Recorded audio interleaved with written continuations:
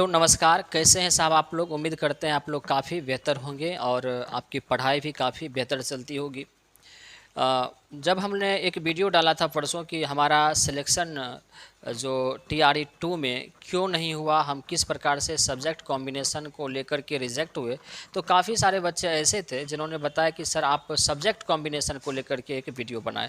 तो जिन भी बच्चों को लगता है कि सब्जेक्ट कॉम्बिनेशन को लेकर के परेशानी है, तो वो एक बार इस कॉम्बिनेशन को ज़रूर देखें, क्योंकि इस कॉम्बिनेशन की वजह से हम बाहर हुए तो हमसे अधिक शायद हमें लगता है कि कोई इस बात को नहीं जानता होगा कि हम क्यों बाहर हुए और सब्जेक्ट कॉम्बिनेशन रियल में क्या है, इस बात को पहले समझ लीजिए। क्योंकि बहुत सारे चैनल ऐसे हैं ना जो, क्योंकि उसको तो मतलब है नहीं उस चीज़ से, वो कुछ भी बता दे रहे हैं, कुछ भी बता दे रहे हैं, कुछ भी कर रहे हैं, क्योंकि उनको व्यूज़ से मतलब है। इसी वजह से उनको आप सिलेक्शन होकर के रिजल्ट होने के बाद उनके कहने पर जो सब्जेक्ट चूज किए हैं, फिर बाद में जाकर के आप बाहर हो जाते हैं, तो उस पर क्या फ़र्क पड़ता है? क्योंकि आप उनका वीडियो देखें तो उल्टे में क्या हुआ, आपको गलत इन्फॉर्मेशन भी मिला और बदले में क्या हुआ कि आप रिजेक्ट भी हो गए। लेकिन उनको क्या हुआ कि बदले में गलत इन्फॉर्मेशन भी दे दिया और उनको व्यूज़ भी मिल गया, क्योंकि आप उसको देखें, उनका चैनल भी आगे बढ़ गया। तो इसीलिए करके, क्योंकि हम इस चीज़ को झेले हैं, हम सिलेक्शन के बाद ट्रेनिंग में जा करके वापस आए हैं, तो शायद हमें लगता है या आप भी समझते होंगे कि इस चीज़ को हमसे बेहतर शायद वो यूट्यूबर नहीं जानते होंगे जो बैठ करके अपने स्टूडियो में आपको ज्ञान देते रहते हैं। चलिए आज हम लोग साइंस के बारे में पहले बता देते हैं, कैसे सब्जेक्ट कॉम्बिनेशन क्या होता है, कहाँ कहाँ गलतियाँ होती हैं और कहाँ कहाँ में हमें ध्यान देने की आवश्यकता होती है। सबसे पहला नंबर तो आपको पता है कि 1 to 5 और 6 to 8 ये दोनों का जो बीपीएससी टीआरई होता है, तो इसमें कोई भी सब्जेक्ट कॉम्बिनेशन नहीं होती है। जब भी होती है तो 9 10th में होती है और 11 12th में होती है। तो मेनली आज हम लोग 9 10th की बात करेंगे, जहाँ से हम लोग मिस्टेक किए थे और जहाँ हमारी गलती हुई थी। तो आपको थोड़ा सा ध्यान देना है, आप लास्ट तक बने रहेंगे, क्योंकि एक गलती की वजह से और जो यूट्यूबर आपको समझा रहे हैं, बता रहे हैं सब्जेक्ट कॉम्बिनेशन के बारे में, वाकई में वो स्टूडेंट है नहीं और उनको पता है कि हम कुछ भी बोल देंगे तो मतलब क्या, बस यही होगा कि 2 4 कमेंट में गाली लिखेंगे और बस बात खत्म है। लेकिन फ्यूचर किसका ख़राब होगा, मेहनत किसकी बेकार जाएगी, टाइम किसका बर्बाद होगा, आपका होगा। इसीलिए करके 2 मिनट ज़रूर आप स्थिर से रुक करके इस चीज़ को समझ लें, ताकि आप जो गलती हम किए हैं वो गलती आप ना करें। चलिए देखिए, 9 10th में क्या होता है, आज हम लोग साइंस के बारे में, विज्ञान जो सब्जेक्ट है इसके बारे में हम लोग आपको बताएंगे कि सब्जेक्ट कॉम्बिनेशन किस प्रकार से होता है और कब कब हमें ध्यान देना है।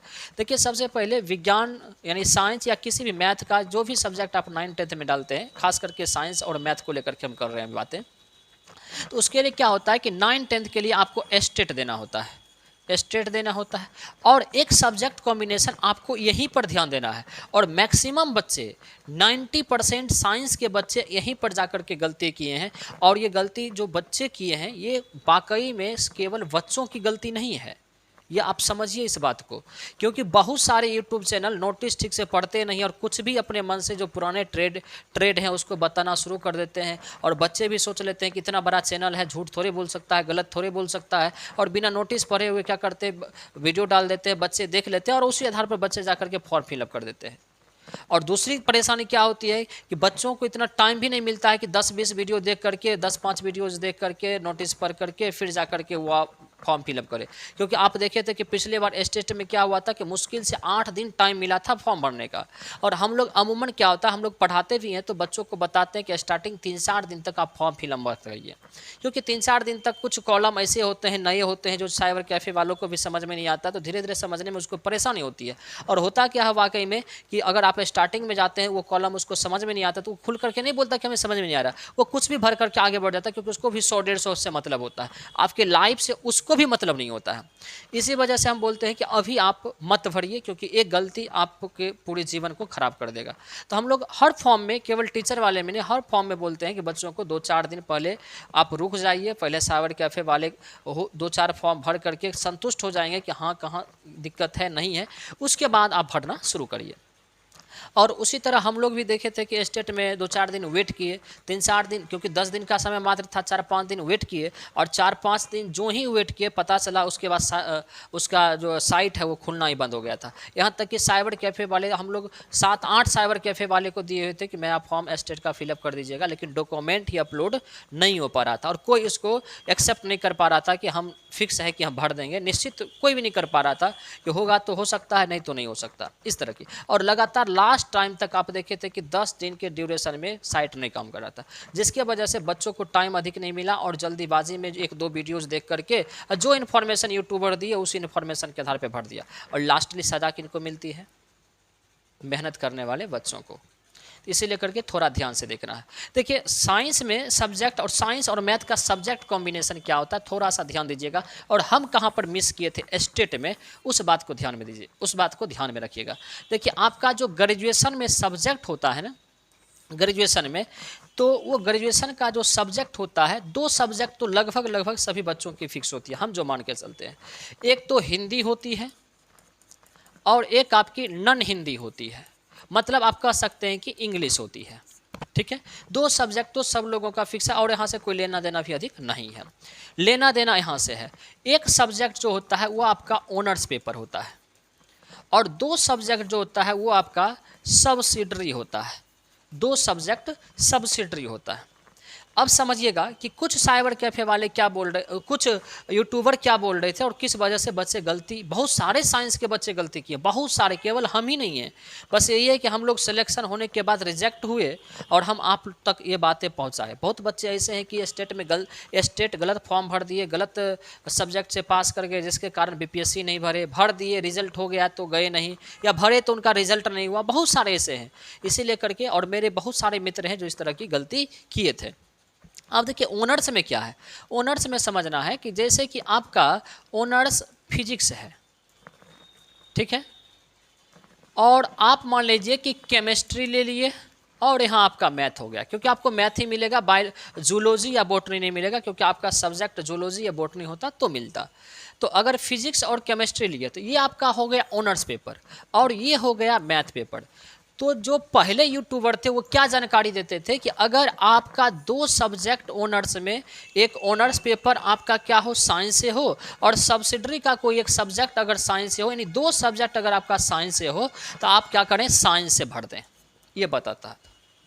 लेकिन सच्चाई क्या है समझिए, कि अगर आपका फिजिक्स हो ऑनर्स और केमिस्ट्री और मैथ हो सब्सिडरी में, तो आपको साइंस से नहीं भर करके, आपको साइंस से नहीं भरना था, बल्कि आपको किससे भरना था, मैथ से भरना था, मैथ से भरना था। ठीक है, अगर मान लीजिए आपका सब्जेक्ट, फिर बता देते हैं, इस 2 को हटा देते हैं हम, केमिस्ट्री है ऑनर्स में और सब्सिडरी आपका फिजिक्स और मैथ हो गया, ठीक है, फिर भी ये सब्सिडरी हो गया, फिर भी आपको किससे भरना है, मैथ से भरना है, फिर भी आपको किससे भरना है, मैथ से ही भरना है। चाहे ऑनर्स कोई भी पेपर हो, चाहे 2 सब्जेक्ट आपका क्यों नहीं साइंस का हो जाए, उससे बहस नहीं है। जो अभी आयोग का वर्तमान नीति है, आगे क्या होगा वो हम नहीं बताएंगे, हम किस वजह से वापस हुए हैं वो नीति आपको बता रहे हैं। उसके बाद तीसरा कंडीशन हो सकता है कि आपका ऑनर्स जो है, ऑनर्स पेपर आपका मैथ है और सब्सिडरी जो हो गया आपका 2, एक मान लीजिए फिजिक्स हो गया और एक आपका केमिस्ट्री हो गया, ये हो गया आपका सब्सिडरी, फिर भी आपको जो भरना है मैथ ही भरना है। तो कुल मिलाकर के आपको इतना बात ज़रूर समझ में आ गया होगा कि आपके चाहे सब्सिडरी में मैथ हो या आपके ऑनर्स पेपर में मैथ हो, कुल मिलाकर के आपके ऑनर्स में ग्रेजुएशन में कहीं भी अगर आपको मैथ दिख जाए, चाहे सब्सिडरी में दिख जाए या फिर ऑनर्स पेपर में दिख जाए, कहीं भी दिख जाए, आपको स्टेट में जो सब्जेक्ट चुनना होगा वो मैथ ही चुनना होगा। अब ये आयोग की आप समझिए कॉम्बिनेशन नीति गलत है या सही है वो अलग चीज़ें हैं, क्योंकि जो बच्चा अगर मैथ से ही स्टेट बैठता, मैथ से ही बीपीएससी का एग्ज़ाम देता, तो वो फिर फिजिक्स या केमिस्ट्री ऑनर्स में क्यों चुनता? अगर वो मैथ ही उनका स्ट्रांग होता और मैथ ही वो पढ़ते, तो फिर इनको फिजिक्स और केमिस्ट्री क्यों चुनना, वो मैथ चुन लेते। आखिर फिजिक्स या केमिस्ट्री बच्चे इसलिए लिए हैं ऑनर्स पेपर में क्योंकि उनका फिजिक्स और केमिस्ट्री से वो आगे पढ़ाई करना चाहते होंगे, आगे पढ़ना चाहते होंगे, उनका बेहतर होगा, इसलिए लिए हैं। लेकिन आयोग जो किया है, इस कॉम्बिनेशन के वजह से फिजिक्स और केमिस्ट्री वाले को भी, जिनके ऑनर्स पेपर के सब्सिडरी में मैथ है, उसको मैथ में डाल दिया है। बताइए ये किस प्रकार की नीति, आप समझ सकते हैं कि जो बच्चा फिजिक्स केमिस्ट्री से आगे बढ़ना चाहता था साइंस से, उसको आयोग ज़बरदस्ती स्टेट और बीपीएससी के माध्यम से मैथ में ला रहा है। अब बताइए फिजिक्स और केमिस्ट्री वाले बच्चे मैथ सब्जेक्ट में भर रहे हैं और मैथ वाले भी भर रहे हैं, तो बताइए आगे कौन निकलेंगे? आगे तो मैथ वाले निकलेंगे, क्योंकि इनका मैथ बेहतर पहले से ही होगा, तभी तो ये मैथ सेलेक्ट किए हैं। इस तरह की चीज़ें हैं। तो ये हो गया मैथ की बातें। अब बात आई साइंस कौन बच्चे भर सकते हैं। सेम यही चीज़ें हैं कि अगर आपके ऑनर्स में मान लीजिए केमिस्ट्री हो और एक आप फिजिक्स ले लिए हैं, मान लेते हैं, तो आपके दूसरा जो होना चाहिए पेपर, चाहे तो आपको जूलॉजी होना चाहिए या तो बॉटनी होना चाहिए। ये दो पेपर में एक पेपर आपके सब्सिडरी में है, तो फिर आपको क्या करना पड़ेगा, आप साइंस करेंगे। आप क्या करेंगे, साइंस से करेंगे। उसी तरह से अगर आपका फिजिक्स है ऑनर्स पेपर में, ऑनर्स पेपर, या हम लोग ऑनर्स बता रहे हैं, ये ऑनर्स पेपर हो गया, और ये हो गया आपका सब्सिडरी पेपर। और इसमें भी अगर आप मान लीजिए केमिस्ट्री ले लिए हैं और इसमें जूलॉजी या बोटनी, इन दोनों में कोई भी लिए हैं, तो फिर आपको क्या करना है, साइंस करना है। इस तरह की चीज़ें हैं।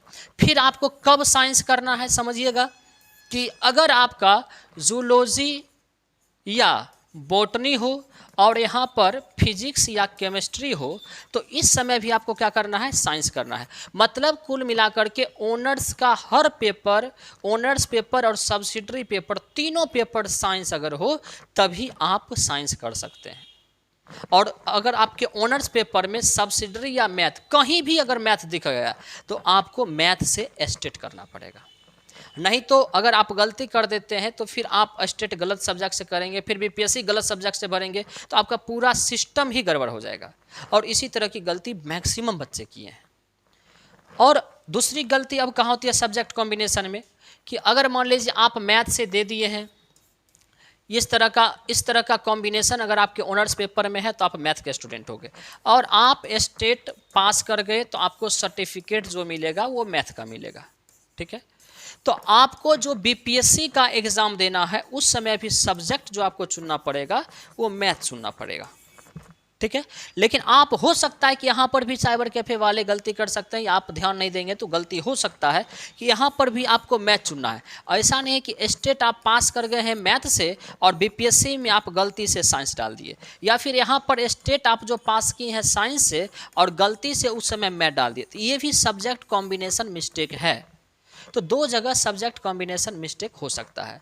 तो हमें उम्मीद लगता है कि जो आप लोग इस सब्जेक्ट कॉम्बिनेशन को बड़ी भली भांति समझ गए होंगे, और आपके मन में सवाल आता होगा कि हमसे कहाँ गलती हुई थी। तो हमसे इस यहीं पे गलती हुई थी कि कुछ ऐसे वीडियोज़ हम देख लिए थे कि जिसमें बताया गया था कि आपके ऑनर्स पेपर में अगर दो सब्जेक्ट अगर साइंस का हो तो आप साइंस स्टेट में चूज करें।